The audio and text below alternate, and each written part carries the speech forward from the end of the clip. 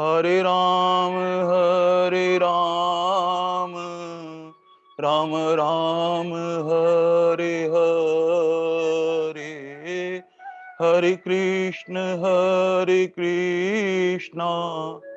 कृष्ण कृष्ण हरे हरे, हरे राम राम राम हरे हरे, हरे कृष्ण कृष्ण कृष्ण हरे हरे। ओम श्री परमात्मे नमः। वसुदेव सुतं देवं कंस चाणूरमर्दनं देवकी परमानंदं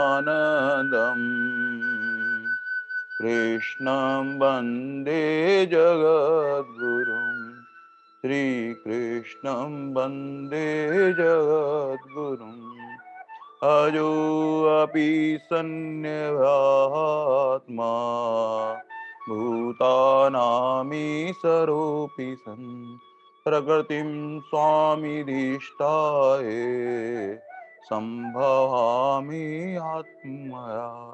यदा यदा हि धर्मस्य ग्लानिर्भवति भारत, अभ्युत्थानम् अधर्मस्य तदात्मानं सृजाम्यहं, परित्राणाय साधूनां विनाशाय च दुष्कृतं, धर्म संस्थापनार्थाय संभवामि युगे युगे।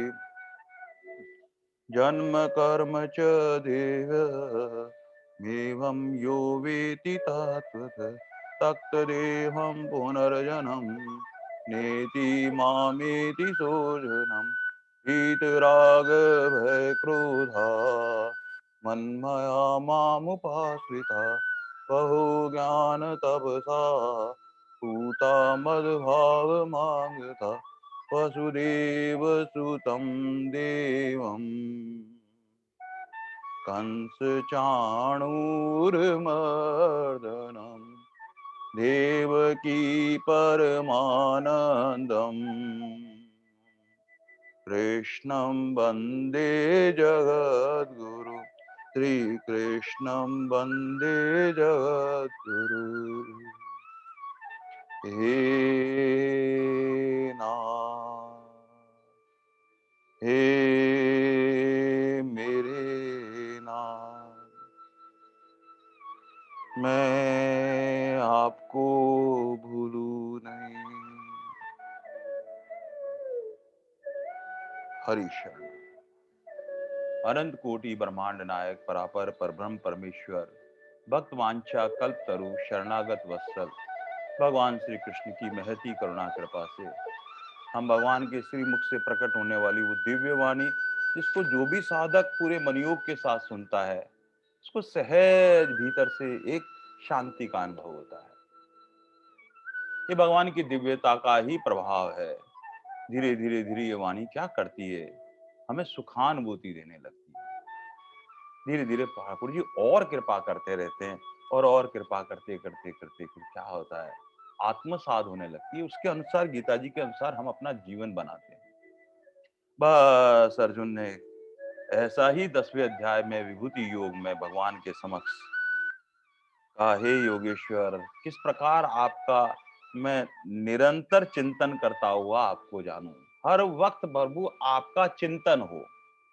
चिंतन का अर्थात ये है कि मिस्री की डली की जैसे वो धीरे धीरे धीरे परमात्मा घुलने लग जाए, और घुलते घुलते घुलते घुलते वो रस रूप हो जाए, और फिर वो एक रूप हो जाए, और हमें अपने शरीर की सुध बुध ना हो, ऐसी स्थिति बन जाए कि भगवान एक रूपता मिल जाए, उस आनंद की अनुभूति होने लगे। ऐसा चिंतन मेरा नित्य और निरंतर कैसे बना रहे प्रभु। और ये भगवान से और कहते हैं कि भगवान केसु केसु भावेसु चिंतन असी भगवन मया, और मैं आपका किन किन भावों द्वारा चिंतन करने योग्य है प्रभु। मैं हर वक्त आपके चिंतन में निमग्न रहना चाहता हूँ, आनंद में रहना चाहता हूँ। इसलिए प्रभु आप अपनी विभूतियां जो है वो ऐश्वर्य से, जो शोभा युक्त है, जो विशेषता है, महत्ता है, प्रभाव है, बल है, ऐश्वर्य जो है, वो प्रकट होके आ रहा है प्रभु का।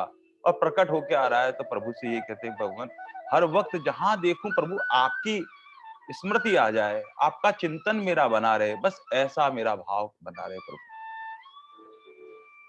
तब भगवान से कहा कि प्रभु मैं सबकी सब विभूतियां जानना चाहता हूँ।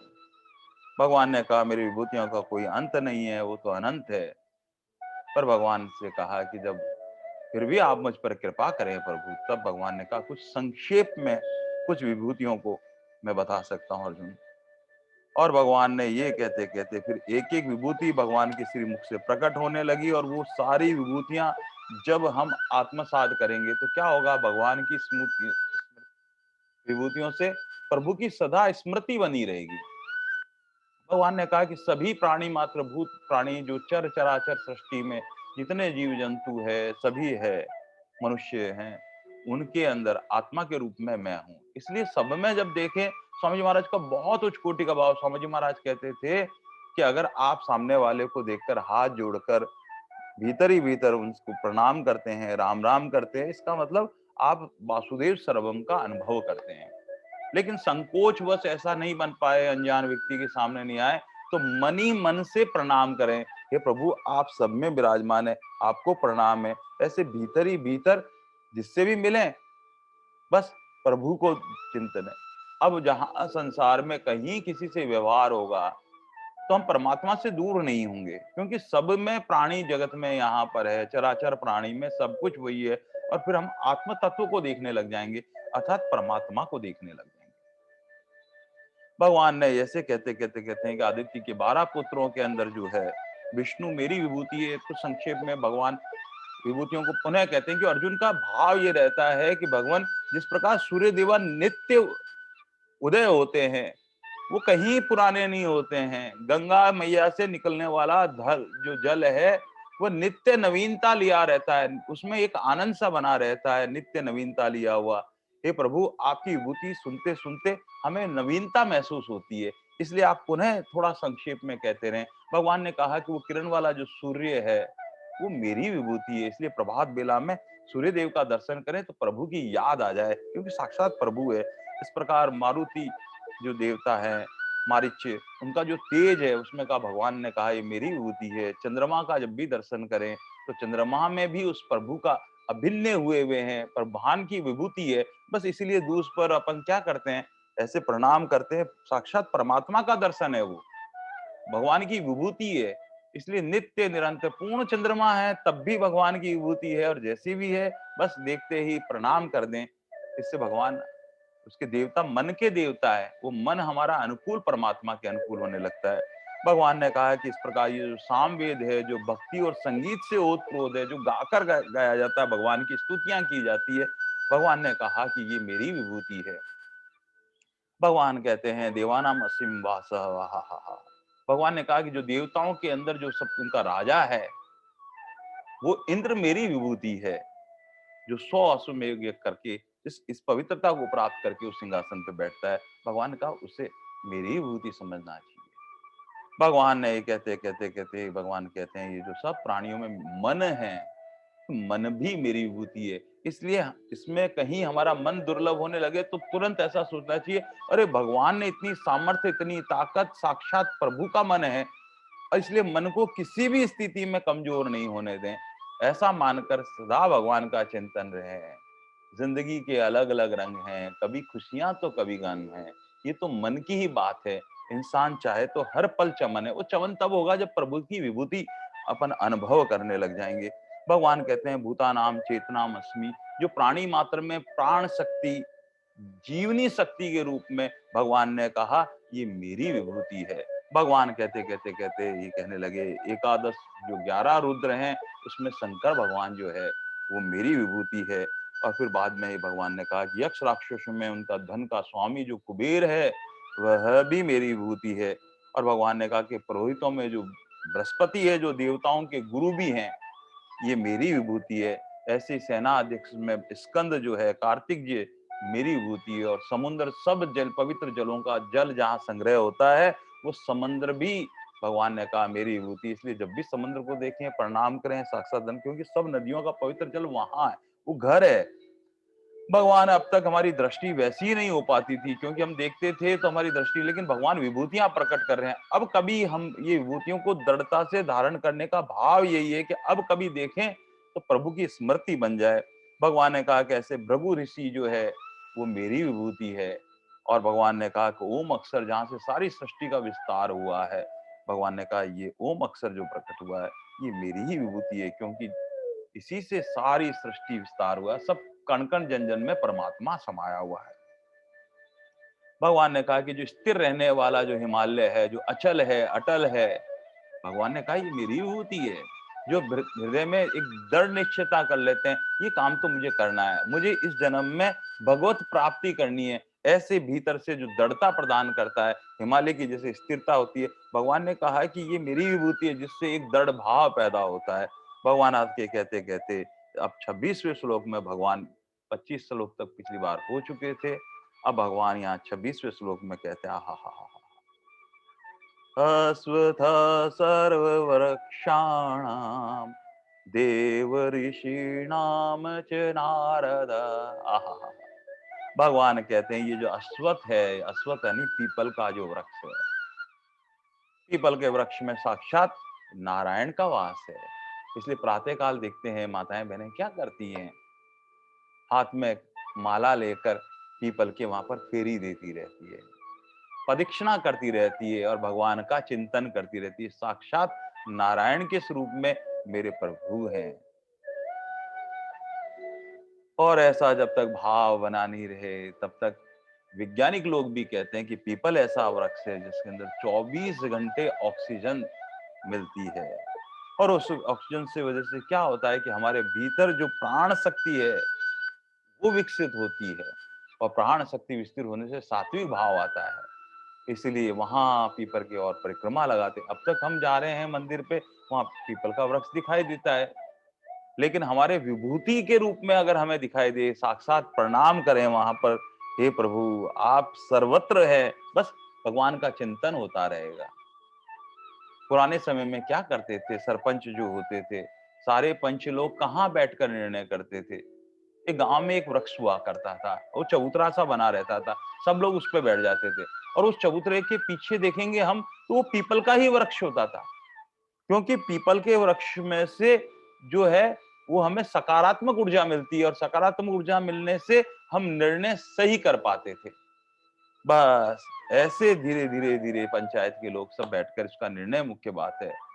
गांव में अक्सर लोग पहले से जो बुजुर्ग लोग रहते हैं, इतना इतना इतना वो कहते थे कि एक पीपल का वृक्ष और एक नीम का वृक्ष जरूर होना चाहिए।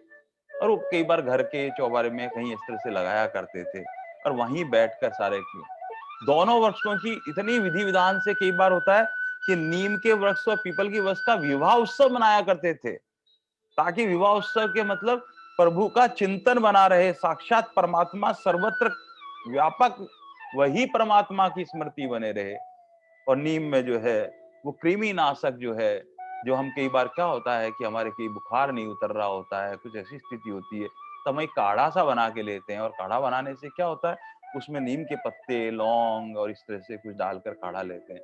वो भगवान ने कहा मेरी साक्षात विभूति है, वही भीतर जाके परमात्मा हमारे सारे रोग विकार को दूर करता है। इसलिए भगवान ने कहा कि मेरी विभूति है। संतों के श्रीमुख से सुना है कि पीपल के वृक्ष को विभूति बताने का अर्थात एक एक रोग में, संतों ने कहा है कि जो कई बार किडनी में क्रेटाइन्स बढ़ जाते हैं, वहां पर पीपल के आधे कप जो है रस निकालकर और उसमें नीम का थोड़ा सा रस मिलाकर, आधा कप मिलाकर सुबह शाम लेने से एकदम किडनी के रोग में विकार दूर होने लगते हैं। ब्लड प्रेशर में कहते हैं पीपल के वृक्ष के फल खाने से सहज ही ब्लड प्रेशर साधारण आने लगता है। ये क्यों आने लगता है? क्योंकि उसमें साक्षात मेरे प्रभु की विभूति है, विशेष सामर्थ्य और ऐश्वर्य के रूप में वहां प्रकट है। इसलिए भगवान ने कहा कि अश्वत्थ जो पीपल का वृक्ष है ये मेरी विभूति है। बस हमारी दृष्टि जहां कहीं पीपल के वृक्ष पे जाए तो हमारा सर्वश्रेष्ठ भाव ऐसा हो जाए। और भगवान कहते कहते आगे कहते हैं देव ऋषि नाम चे नारद। आहा। अब तक क्या है कि हम नारद जी को है, बहुत लोग जो है जो संसार में ही रचे बचे रहते हैं, वो अक्सर ये कहा करते हैं, अरे जो इधर की बात को उधर करता है और उधर की बात उधर करता है, अरे इसकी तो नारद बुद्धि है। ऐसी लोगों ने भीतर एक प्रतिमा बना रखी है। गाँव में सहज कहते हैं, अरे ये तो नारद आ गया है इस तरह से। उस वास्तविक तत्व को नारद को जानते ही नहीं है। भगवान कहते हैं साक्षात मेरी विभूति है नारद। ये भगवान के मन है, और जहाँ भगवान अपने मन से कुछ भी कराना चाहते हैं, वो प्रेरणा नारद जी को देते हैं, और नारद जी जाकर सदा देव ऋषि नारायण नारद जो है, वो जीव के कल्याण के लिए कुछ न कुछ करते रहते हैं। नारद जिनकी बात कोई रद्द नहीं कर सकता, वो इतने सत्य पे खड़े रहते हैं, वो हमें प्रत्यक्ष में अभी अनुभव नहीं होता है कि ये बात हमारे भले के लिए, लेकिन आगे जाके परिणाम जब सामने आता है, जिन्होंने भी नारद जी की बात अपने जीवन में सरोधार्य की है, उनका जीव का कल्याण हो गया है। इतने सत्य पे है जो कि किसी उनकी बात को रद्द नहीं की जा सकती, क्योंकि भगवान के मन की बात होती है। हम चाहते हैं कि हमारे मन के अनुकूल हो, लेकिन भगवान चाहते हैं कि जिसमें हमारा कल्याण हो। इसलिए भगवान ने नारद को अपनी विभूति बताया है। जो देव ऋषि है, सब देवता जो देव ऋषि है, जो देवलोक में रहते हैं। देव ऋषि कौन? जो भूत भविष्य और वर्तमान की सब जानने वाले हो, ऐसा अलौकिक ज्ञान होता है उनको, वो देव ऋषि कहलाते हैं। और देव ऋषियों में भगवान ने कहा कि जो नारद है, ये मेरी साक्षात विभूति है, उनको सब कुछ पता रहता है। जो ऐश्वर्य सिद्धियों के बल पर सर्वत्र कहीं यहाँ से वहां विचित्र करते करते नारायण नारायण नारायण नारायण करते करते सब जगह भक्ति का प्रचार करने के लिए ही धरा पर कृपा करके पधारते हैं। वह संसार में यहाँ आकर भी आसक्ति रहित होकर व्यवहार करते हैं सब पर, सब जीवों का कैसे भला हो। इसलिए सब ऋषि महात्मा उनसे घिरे रहते हैं, अरे क्या समाचार लाए हैं। हम समाज में भी देखते हैं, कुछ इतनी लोकप्रिय महिलाएं होती है, वो जैसी आते हैं तो सारे माहौल में परिस्थिति में एक आनंद का हिलोरे लेने लगती है, और कहती है कुछ ना कुछ नई बात सुनाएंगी, ये कोई ना कोई प्रभु की बात सुनाएंगी। अरे सब शांत हो जाओ, इनकी बात सुनो, क्या कहना चाहते हैं।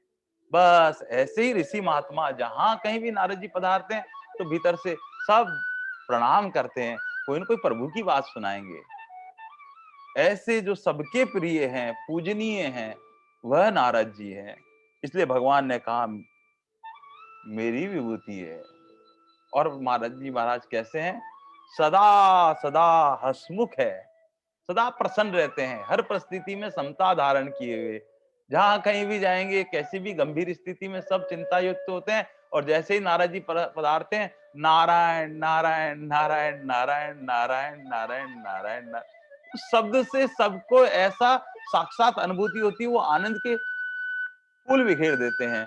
ऐसे हमारे नारद जी हैं। क्या बालकों में, क्या बड़ों में ऐसे घुल-मिल जाते हैं कि सबके प्रिय होते हैं। बालक सोचते हैं, अरे नारद जी के साथ तो आनंद की स्थिति है। बड़े सोचते हैं, अरे आनंद की स्थिति है। ऋषि लोग सोचते हैं, अरे कोई ना कोई भगवान की इतनी आनंद की बात है। ऐसे भगवान ने कहा ये नारद जी जो है, ये मेरी विभूति है, नित्य नवीनता लिए हुए बात है, सबको आनंद देते हैं, वह नारद है। भगवान ने कहा कि अरे अर्जुन, समाज में ऐसी विकृति आ जाती है, लोग कहते हैं अरे इनकी बुद्धि तो नारद बुद्धि है। उनके प्रति भाव बुरा करते हैं कि इधर की बात को उधर करके कहीं न कहीं विघटन करते हैं। अरे विघटन नहीं, वह तो एक में एक करते हैं, परमात्मा से जोड़ देते हैं। हम प्रत्यक्ष में जानते नहीं हैं, इसलिए हम कह देते हैं नारद बुद्धि है या नारद जी है। इतने आदरणीय हैं। एक बार धर्मराज युधिष्ठिर ने राजऋषि भीष्म पितामह से पूछा कि पूरी त्रिलोकी के में अंदर सबसे प्रिय और पूजनीय कौन है? कौन व्यक्ति हो सकता है? तो भीष्म पिता ने कहा कि कौन हो सकता है? नारद जी, नारद जी, नारद जी, नारद जी सबसे प्रिय है। जैसे लौकिक दृष्टि में क्या करते हैं हम? कहीं न कहीं कहते हैं ये फ़िल्म स्टार है, सबसे सब सब पसंद कर रहे हैं उसको। अरे वो अलौकिक ऐसे हैं जो सबके प्रिय हैं, वह नारद जी है। नारद जी की क्या महिमा गाएं, भगवान श्री कृष्ण का भी यही मत है। भगवान ने कहा, रे नारद जी तो नारद जी है, नारद जी जैसा कोई नहीं है, सब जीवों का कल्याण करने वाला है। भगवान ने 20 जो है महाभारत के अंदर के शांति पर्व में लगभग 20 श्लोकों में नारद जी की महिमा का वर्णन है। विस्तार से नारद जी के बारे में वहां पढ़ा जाए तो इतने आनंद से है। तो भक्ति के सूत्र देते हैं, इतने सूक्ष्म सूक्ष्म सूत्र हैं। नारद भक्ति सूत्र जिसने पढ़ा वो आनंदित हो गया। बहुत बड़ी बात ना करके एक सूक्ष्म सूत्र दे देते हैं, और सूत्र देते ही वो धारण करने से भगवान की सहज भक्ति प्राप्त हो जाती है। इसलिए नारद भक्ति सूत्र है तो 84 सूत्र हैं, लेकिन सब भक्ति से ओत प्रोत हैं, जो परमात्मा से जोड़ देते हैं। ऐसे हमारे नारद जी है।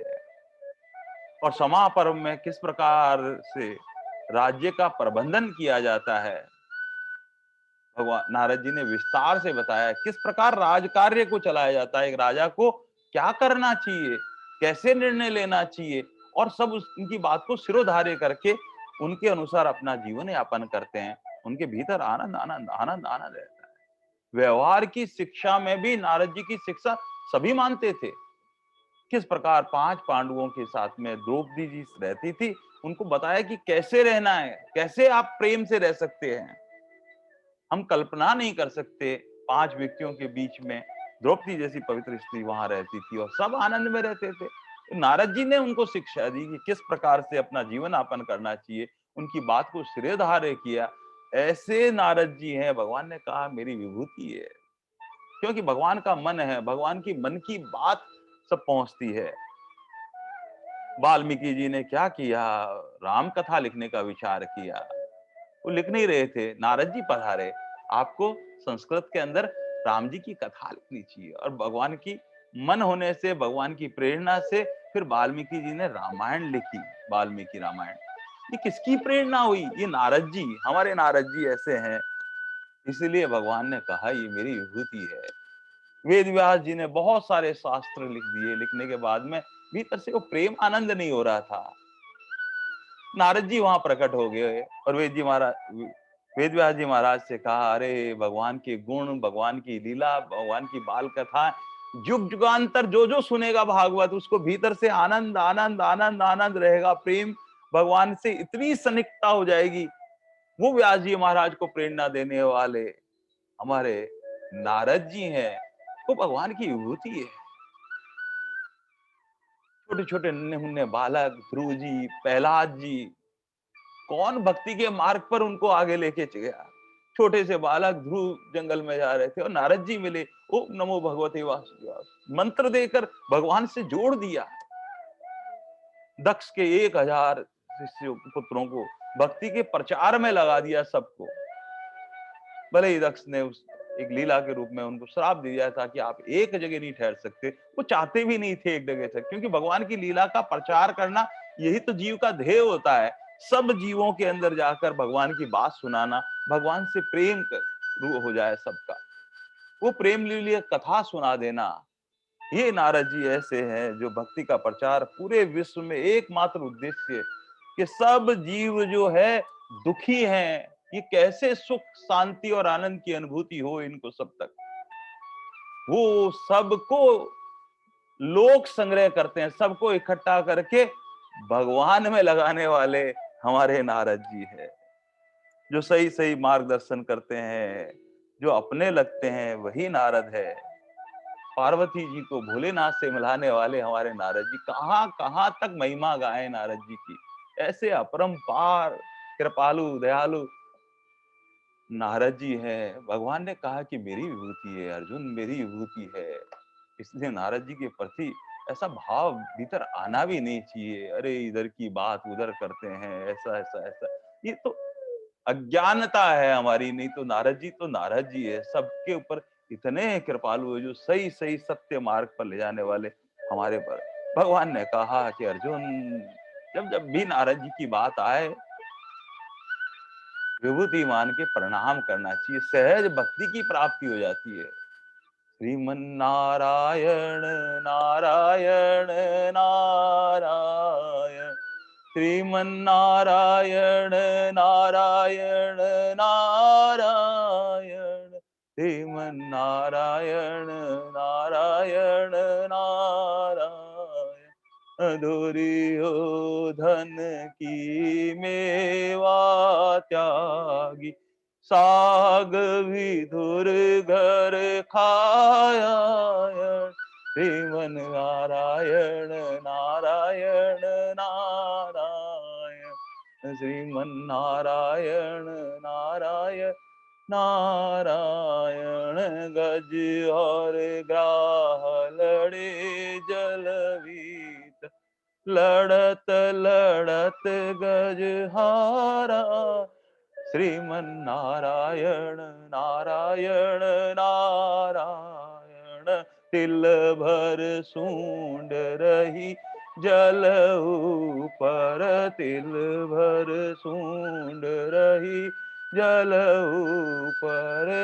पार लगायण, श्रीमन नारायण नारायण नारायण, श्रीमन नारायण नारायण नारायण।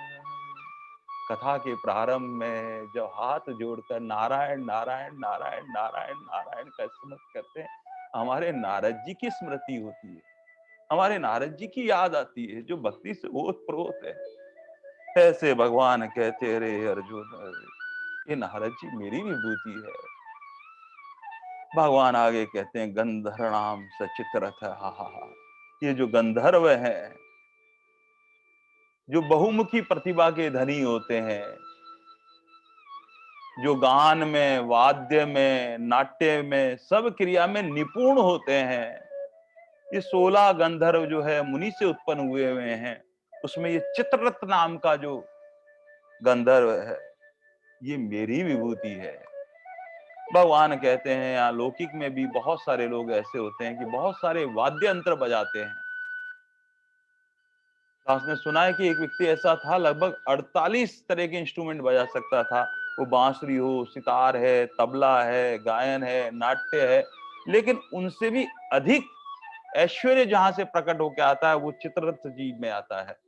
भगवान ने कहा कि सब कलाओं से निपुण होने वाले ये चित्ररथ मेरी विभूति है, क्योंकि भगवान का ऐश्वर्य ही तो प्रकट हो रहा है उनमें से। स्वर्ग में सबसे सुंदर और रूपवान कोई माने जाते हैं तो वो चित्ररथ माने जाते हैं।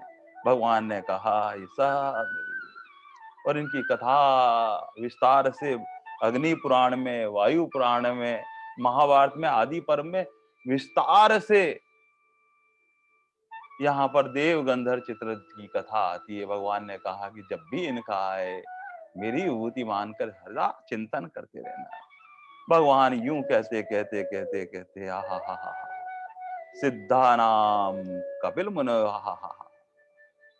भगवान ने कहा कि ये कपिल, सिद्धों में कपिल मुनि जो है वो मेरी विभूति है, हा हा। ये सिद्ध कौन होते हैं?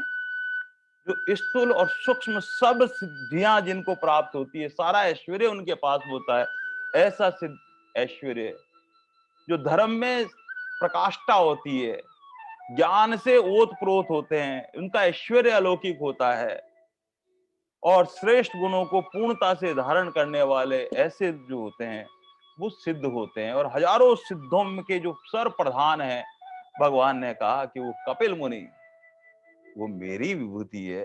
भगवान कितने कृपालु है। इसलिए जहां कहीं कपिल भगवान के नाम आए, जहां स्मृति हो, प्रभु की याद आ जानी चाहिए। भागवत जी के तीसरे स्कंद में तो बहुत सुंदर कपिल गीता वहां प्रकट हुई है। और वहां पर देवहूति जो है उनकी माता, जब वो कपिल भगवान जब प्रकट हुए थे, उस वक्त ही ब्रह्मा जी पधारे थे, और ब्रह्मा जी ने आके कहा अरे माता, ये साक्षात नारायण तुम्हारे घर में प्रकट हुए हुए। इसलिए देवहूति ने क्या किया, एक दिन प्रभात बेला के अंदर बैठे हुए थे, और वहां पर ध्रुवा के आसन बिछा रखा था। सब पूजा करने के बाद में माता देवहूति आई और आकर कहा, मनी मन विचार करने लगी, ब्रह्मा जी आके कह के गए थे मुझे इस बात को कि साक्षात नारायण तुम्हारे घर पधारेंगे। और बस ऐसा विचार करके कहा कि यही मेरे सदगुरु है और मैं शिष्य हूँ। ये लोक व्यवहार को त्याग कर अब ज्ञान प्राप्त किया जा रहा है। और आकर कहा कि मैं आपकी आज्ञा हो तो मैं एक प्रश्न पूछना चाहती हूँ। आज कपिल देव ने कहा, जो पूछना चाहती हो माँ आप पूछ लें, बिना संकोच के मैं सब कुछ आपके सामने सत्य सत्य प्रकट कर दूंगा। तब देवहूति ने पूछा कि संसार में सच्चा सुख है या नहीं है? हमें तो ऐसी भ्रांति होती है, जो सुख होता है कुछ देर तब तक शांति होती है, फिर उसके बाद में दुख हो जाने लग जाता है। ऐसा वास्तविक क्या संसार में सुख है या नहीं है? और जिसका ऐसा आनंद जिसमें कहीं दुख का लवलेश ही नहीं हो, अनंत मात्रा का सुख, वो कहां पर है? और ये कहीं ना कहीं कामना प्राप्त को प्राप्त करने के लिए कामना होती है, फिर हम फंस जाते हैं, फिर वही दुख, वही संकट, वही मोह, वही काम, वही क्रोध, वही लोभ, ईर्ष्या, राग, द्वेष, ये सब बने रहते हैं। और इस तरह से सूक्ष्म कामना जो कि वासना कहलाती है, जिस प्रकार से कपूर की डब्बी में से कपूर निकालने के बाद में उसकी सुगंध रह जाती है, या प्याज काटने के बाद में कितना ही साबुन लगा दो, प्याज की बदबू रह जाती है। ऐसे ही लोक के अंदर कामना भोगने के बाद में कामना को विलग करते करते करते करते करते करते भी भगवान में पूर्ण भावना ना होने से वासना रह जाती है सूक्ष्म, और वासना एक नया जीवन, नया जन्म दे देती है हमें। तो मैं ये वासना रूपी राक्षस मुझे बहुत परेशान करती है। आप कृपा करके बताओ कि मैं ये वासना कैसे छूट जाए? तब कपिल भगवान ने कहा, और जो भगवान ने कहा वह गीता प्रकट हुई, वही कपिल गीता कहलाती है।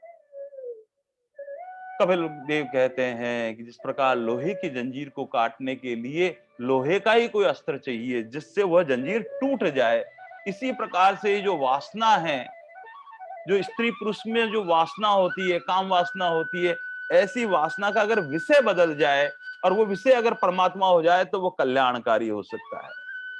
इसलिए जब जीव जीव से मिलता है तो सुख अनुभूति होती है, लेकिन जीव जब परमात्मा से एक रूप हो जाता है तो उसको आनंद की अनुभूति होती है। इसलिए वहां आनंद तो संसार में है ही नहीं। संसार में तो सुख है, सुख के साथ में दुख चिपका हुआ है। एक सिक्के के जैसा है, जिसके एक तरफ हेड है तो दूसरी तरफ टेल है। वह तो दिन रात जैसा है, कभी सुख है कभी दुख है। आनंद जो है उसमें जो दुख का लवलेश नहीं है, वो केवल परमात्मा परमात्मा परमात्मा मेरे प्रभु में है। इसीलिए जब हम कभी निद्रा में सोते हैं और सोने के बाद में भीतर ही भीतर जब उठते हैं और फिर कहते हैं आहा हा हा, आज कितना आनंद आया सोने में। अरे वो नींद में आनंद नहीं है, आनंद संसार की विस्मृति में है और प्रभु की स्मृति में है। जब हम प्रभु को याद करते हैं और वो स्थिति जब चुप साधन बन जाए, न प्रभु याद आ रहे हैं न संसार याद आ रहे हैं, बस वही आनंद आनंद आनंद आनंद आनंद आनंद। इसलिए कपिल देव भगवान ने कहा, मां ये मनुष्य शरीर मिला ही केवल बिगड़े हुए मन को सुधारने के लिए, स्वभाव सुधारने के लिए। इसलिए यहाँ आकर अगर हम अपना सुधार नहीं कर पाए तो एक नया जन्म बन सकता है।